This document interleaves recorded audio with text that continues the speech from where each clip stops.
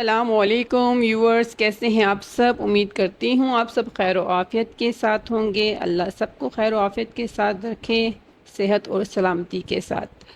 آج آپ کے لیے جماعت نہم نعت رسول مقبول مولانا ظفر علی خان ہمارا عنوان ہے۔ اس میں آپ کو اس کی تشریح آپ کے سامنے بیان کروں گی۔ تو چلیں شروع کرتے ہیں۔ نعت رسول مقبول ہے، شعر نمبر 1۔ دل جس سے زندہ ہے وہ تمنا تم ہی تو ہو، ہم جس میں بس رہے ہیں وہ تمنا تم ہی تو ہو۔ تشریح کرنے سے پہلے طلباء آپ ایک بات کا خاص خیال رکھیں، اکثر طلباء جو ہے تشریح میں اتنے اچھے اور معیاری نمبر لینے میں کامیاب نہیں رہتے۔ اس کی وجہ کیا ہے؟ اس کی وجہ یہ ہے کہ بچے اس کو بہت آسان سمجھتے ہیں۔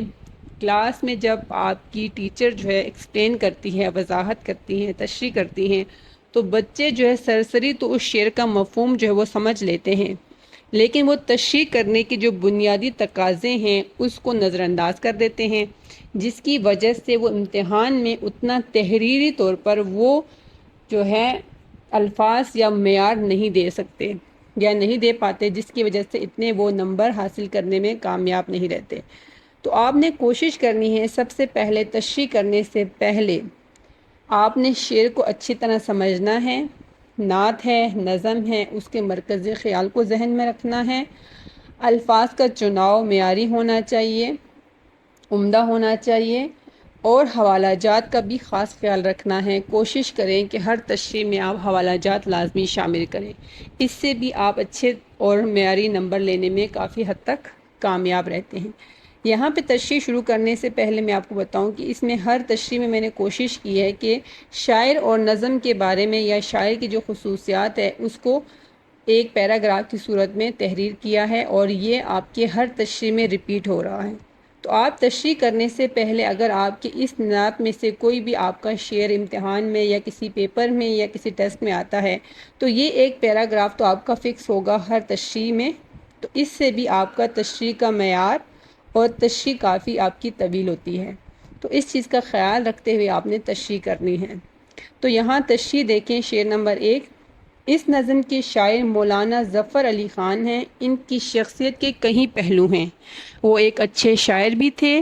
وہ بیک وقت قادر الکلام اور کامل الفن شاعر، صاحب اسلوب، ادیب، بے باک صحافی اور جگردار سیاستدان اور بے مثل خطیب تھے۔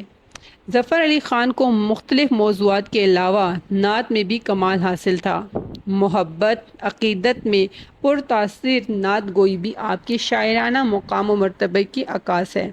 یہ پیراگراف آپ نے، اگر آپ نعت میں تشریح کر رہے ہیں یا نعت کا کوئی بھی شعر آپ کے لیے تشریح کے لیے دیا جاتا ہے تو یہ پیراگراف آپ نے لازمی شامل کرنا ہے۔ اس کے بعد آپ شعر کی تشریح کریں گے۔ نظم نعت رسول مقبول کے اس شعر میں شاعر مولانا ظفر علی خان حضور اکرم صلی اللہ علیہ وآلہ وسلم کی ذات اقدس کو زندگی اور دنیا کا مرکز قرار دے رہے ہیں۔ یہاں دل جس سے زندہ ہے سے شاعر کی مراد یہ ہے کہ حضور صلی اللہ علیہ وآلہ وسلم کی محبت اور یاد ہی ہے جس سے دل زندہ رہتا ہے۔ مطلب زندگی میں دل میں ایک امید، ایک خوشی اور زندہ رہنے کی جو خواہش ہے وہ آپ صلی اللہ علیہ وآلہ وسلم ہی کی وجہ سے ہے۔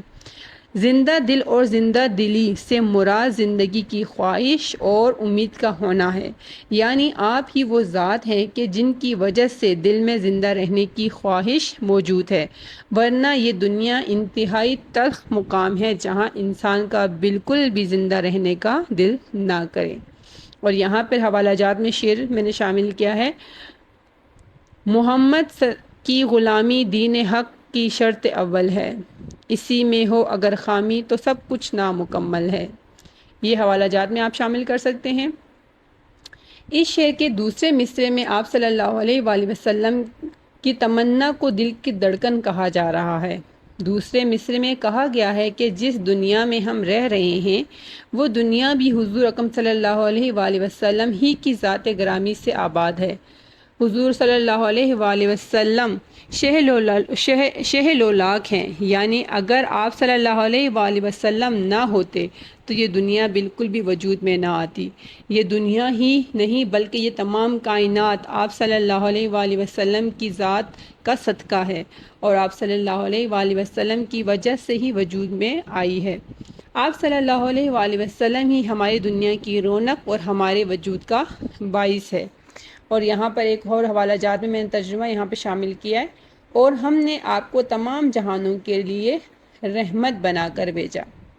اور ایک اور شعر یہاں آپ کے سامنے لکھا گیا ہے، محمد کی رحمت سے دنیا سنور گئی، جو تھے گناہ گار وہ بخشے گئے سبھی۔